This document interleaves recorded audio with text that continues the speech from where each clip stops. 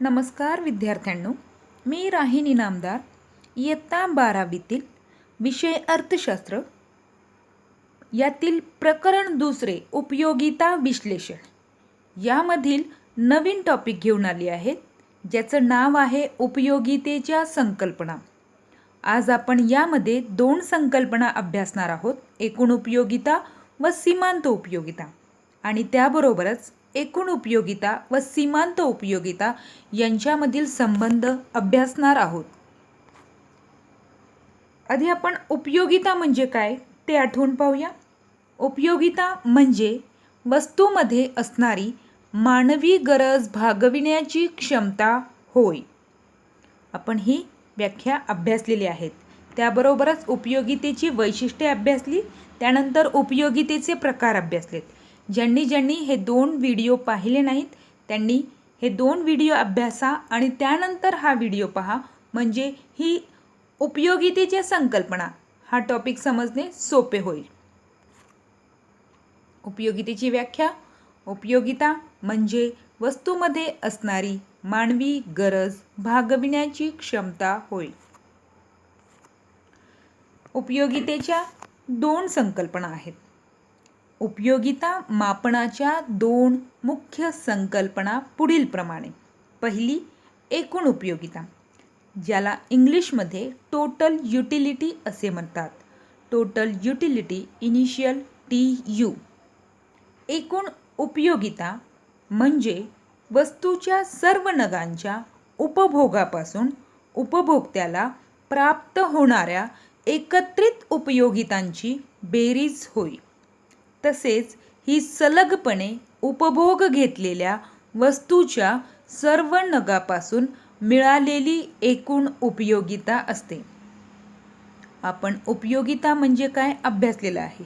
एखाद्या वस्तूमध्ये मानवाची गरज पूर्ण करण्याची क्षमता म्हणजे उपयोगिता।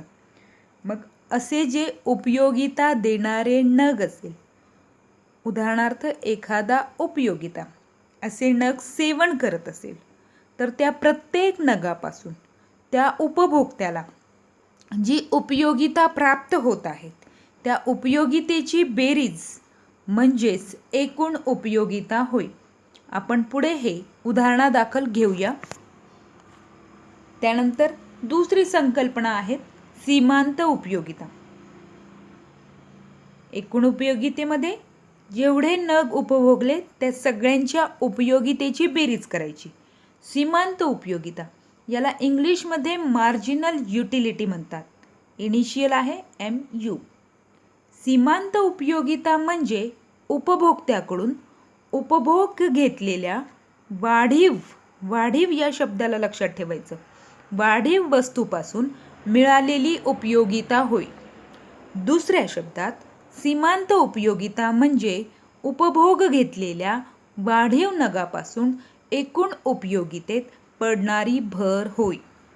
उदाहरणार्थ एखादा उपभोक्ता सफरचंदाचं सेवन करत असेल, पहिल्या सफरचंदापासून मिळणारी उपयोगिता अधिक दुसऱ्यापासून मिळणारी उपयोगिता अधिक तिसऱ्यापासून मिळणारी उपयोगिता या तिघांची बेरीज केली तर त्याला मिळणारी ती एकूण उपयोगिता। मात्र तिसरा सफरचंद ज्यावेळेस तो खातो त्यावेळेस 2 सफरचंदापासून मिळणारी उपयोगिता अधिक तिसऱ्या सफरचंदापासून जेवढी उपयोगिता मिळालेली आहेत ती फक्त तिसऱ्या सफरचंदाची सीमांत उपयोगिता असते। त्या सफरचंदापासून जी उपयोगिता प्राप्त होते ती असते सीमांत उपयोगिता। वाढीव नग म्हणायचं किंवा मग उपभोक्त्याने जो शेवटचा नग उपभोगला आहे त्यापासून जी उपयोगिता प्राप्त होते त्याला सीमांत उपयोगिता असे म्हणतात। शेवटचा नग म्हणून देखील लक्षात ठेवू शकतो। तुम्हाला माहीत हवं, यामध्ये काही सूत्र दिलेली आहेत जे एकूण उपयोगिता आणि सीमांत उपयोगिता यांच्यामधील संबंध स्पष्ट करतात। पहिलं सूत्र आहे TU = समेशन ऑफ MU, म्हणजेच TU टोटल युटिलिटी, यालाच मराठीत एकूण उपयोगिता म्हणतात। बरोबरचं चिन्ह आहे, त्यानंतर समेशन म्हणजे त्या चिन्हाचा अर्थ होतो बेरीज. MU मार्जिनल युटिलिटी म्हणजे सीमांत उपयोगितेची बेरीज. एकूण उपयोगिता काढताना सीमांत उपयोगितेची बेरीज केली जाते. हेच सूत्र त्यांनी दुसऱ्या पद्धतीने स्पष्ट केले आहे. TU म्हणजेच टोटल युटिलिटी बरोबर MU1 अधिक MU2 अधिक MU3 असं जेवढे नग सेवन केलेले आहेत तोपर्यंत भाग म्हणजेच MUN. MU1 म्हणजे प्रत्येक नगापासून जी सीमांत उपयोगिता मिळत आहे त्यांची बेरीज केली तर टोटल युटिलिटी म्हणजेच एकूण उपयोगिता प्राप्त होते. MU1, 2, 3, N म्हणजे प्रत्येक नगाची सीमांत उपयोगिता. MUN म्हणजे विशिष्ट नगाची सीमांत उपयोगिता. विशिष्ट नगाची सीमांत उपयोगिता कशी काढायची ते आपण पाहूया. या ठिकाणी पहिलं सूत्र आहे TU बरोबर समिशन ऑफ MU. TU एकूण उपयोगिता. उदाहरणार्थ एखादा ग्राहक किंवा एखादा उपभोक्ता सफरचंदाचे सेवन करत आहे. तो भुकेलेला आहे. पहिला सफरचंद खाल्ला, त्याला उपयोगिता जास्त मिळाली, उदाहरणार्थ 10. दुसऱ्या सफरचंदापासून 8 एवढी उपयोगिता, तिसऱ्यापासून 6, चौथ्यापासून 4, पाचव्यापासून 2, 6व्या सफरचंदापासून त्याला 0 उपयोगिता मिळत आहे कारण की आता त्याचं पोट भरलं आहे. आणि 7व्या नगाची जर त्याला कोणी जबरदस्ती केली तर त्यावेळेस त्याला त्रास होईल आणि त्याला मिळणारी उपयोगिता ही -2 होईल. मग आता TU काढायचा आहे म्हणजे एकूण उपयोगिता काढायची आहे. म्हणून या प्रत्येक नगापासून जी उपयोगिता मिळाली आहे त्यांची बेरीज करायची. त्यांची बेरीज केल्यानंतर आपल्याला एकूण उपयोगिता 28 एवढी प्राप्त होते. त्यानंतर दुसऱ्या सूत्राकडे जाऊया आपण. दुसरा सूत्र जे आहे ते MUN म्हणजेच विशिष्ट नगाची सीमांत उपयोगिता. MUN काढताना विशिष्ट नगाची सीमांत उपयोगिता काढताना TUN म्हणजेच विशिष्ट पातळीवरील एकूण उपयोगिता वजा TUN-1 म्हणजे अगोदरच्या पातळीतील एकूण उपयोगिता त्याच्यातून वजा करायची. मग उदाहरण घेऊया आपण. फक्त 4 सफरचंद एखाद्या उपभोक्त्याने सेवन केले त्यावेळेस त्याला एकूण उपयोगिता म्हणजेच TU 28 प्राप्त होते. मग आपल्याला या ठिकाणी MUN काढताना एका विशिष्ट नगापासून किती सीमांत उपयोगिता मिळाली हे काढण्यासाठी आधी आपण TUN काढायचं आहे. मग TUN बरोबर 28, 4 सफरचंदापासून 28 एवढी उपयोगिता मिळाली वजा TU कंसात N-1 म्हणजे चौथ्या नगाच्या आधी जेवढे सफरचंद सेवन केलेत त्यांची एकूण उपयोगिता किती म्हणजे पहिल्या 3 सफरचंदापासून मिळणारी एकूण उपयोगिता ही 24 असेल. म्हणून TUN म्हणजे चौथ्या नगाची सीमांत उपयोगिता 28 वजा त्याच्या आधीपर्यंत किती उपयोगिता मिळाली ती आहे 24. म्हणून 28 वजा 24 उत्तर येणार आहे 4. MUN म्हणजेच विशिष्ट नगाची सीमांत उपयोगिता. थोडक्यात चौथ्या नगापासून मिळणारी सीमांत उपयोगिता किती आहे तर ती आहे 4 आहे. एकूण उपयोगिता व सीमांत उपयोगिता यांच्यामधील संबंध अभ्यासूया. एकूण उपयोगिता व सीमांत उपयोगिता हे अभ्यासण्यासाठी तक्ता दिलेला आहे पाठ्यपुस्तकामध्ये. त्या तक्त्याचे आपण विश्लेषण करून पाहूया. या तक्त्यामध्ये 3 रकाने आहेत. पहिल्या रकान्यात श वस्तूंचे नग दिले आहेत. दुसऱ्या रकान्यात सीमांत उपयोगिता. पाठ्यपुस्तकात दुसऱ्या रकान्यात एकूण उपयोगिता आहे पण या ठिकाणी मी दुसऱ्या रकान्यात सीमांत उपयोगिता घेते म्हणजे तो भाग समजणे सोपे होईल. तिसऱ्या रकान्यामध्ये एकूण उपयोगिता दर्शवलेली आहे. वस्तूचं पहिलं नग उपभोगलं तर त्यापासून सीमांत उपयोगिता ही 10 मिळते. पहिलं नग असेल ते पहिलं पण असणार आणि शेवटचं पण असणार म्हणजे त्याची सीमांत उपयोगिता 10 एवढी आहे. आणि त्याच वेळेस पहिल्या नगापासून जी उपयोगिता मिळाली ती एकूण उपयोगिता 10च असणार.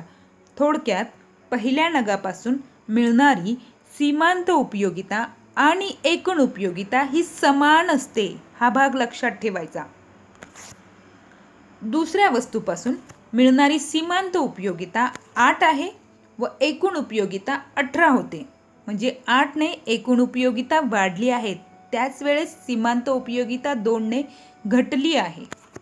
तिसरा नग सेवन केला, सीमांत उपयोगिता 6 होणार आहेत. जसजसं एखादी व्यक्ती एखाद्या वस्तूचं सेवन करेल, उदाहरणार्थ सफरचंद, तर त्या प्रत्येक वाढलेल्या नगापासून मिळणारी उपयोगिता ही कमी कमी होणार. म्हणून सीमांत उपयोगिता कमी कमी होते. मात्र त्यांची बेरीज केली तर एकूण उपयोगिता ही घटत्या दराने वाढत जाणार. आता एकूण उपयोगिता तिसऱ्या नगापासून मिळणारी 24 आहे. तिन्ही नगापासून मिळणारी एकूण उपयोगिता 24 आहे. चौथा नग घेतला, सीमांत उपयोगिता 4 होईल. त्याच वेळेस एकूण उपयोगिता 28 होईल. पाचव्या नगापासून मिळणारी सीमांत उपयोगिता ही 2 होईल, म्हणजे कमी होईल आणि एकूण उपयोगिता 30 असेल. सहाव्या नगापासून मिळणारी सीमांत उपयोगिता 0 होईल आणि एकूण उपयोगिता 30 असेल.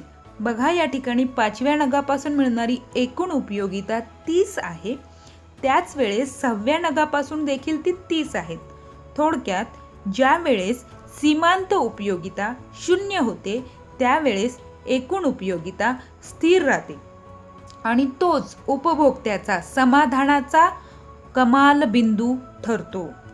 यानंतरही एखाद्या उपभोक्त्याला जबरदस्ती केली, 7वा नग दिला, तर त्यावेळेस त्याला त्रास होईल आणि त्यापासून मिळणारी सीमांत उपयोगिता ही ऋण होईल.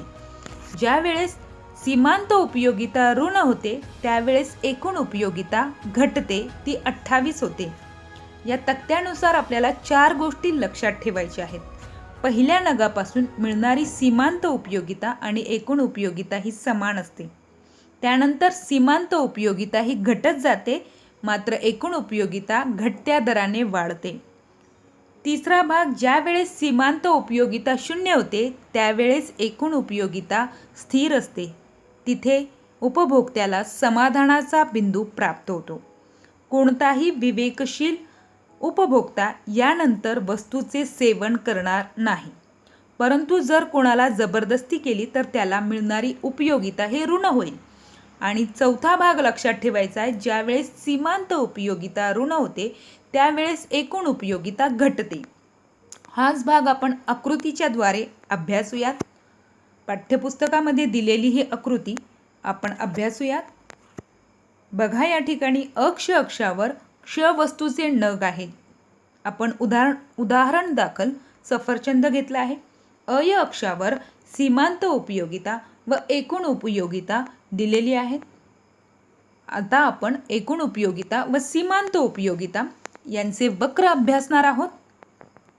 क्ष वस्तूचे नग क्ष अक्षावर 1 2 3 4 5 6 7 असे 7 नग दिलेले आहेत.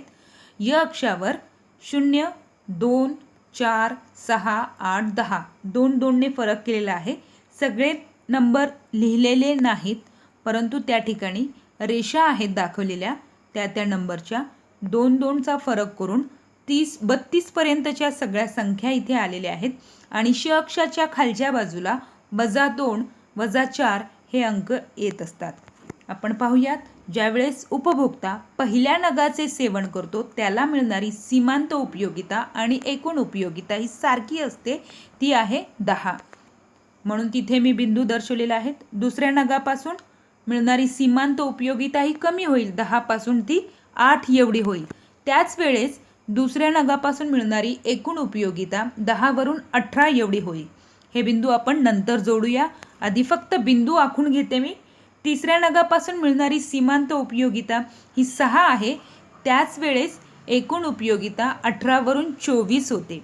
चौथ्या नगाला मिळणारी सीमांत उपयोगिता आणखी घटली, ती 4 झाली. एकूण उपयोगिता 28 झालेली आहे. पाचव्या नगाला सीमांत उपयोगिता 2 आहेत. त्याच वेळेस एकूण उपयोगिता 30 आहे. सहाव्या नगाला सीमांत उपयोगिता 0 होते. बघा 6व्या नगाला श अक्षावर तो बिंदू आलेला आहे आणि एकूण उपयोगिता स्थिर असते ती 30च राहणार आहेत. 7व्या नगाला सीमांत उपयोगिता बघा, 7व्या नगाला खालच्या बाजूला बिंदू आलेला आहे म्हणजेच ऋण होणार आहेत आणि त्याच वेळेस एकूण उपयोगिता ही 28 होईल म्हणजे घटणार. आता हे बिंदू जोडूयात आपण. पहिला नग बघा कशा प्रकारे एकूण उपयोगिता घटत्या दराने वाढत जाणार आहेत आणि त्याच वेळेस सीमांत उपयोगिता ही कमी कमी होत जाणार आहेत.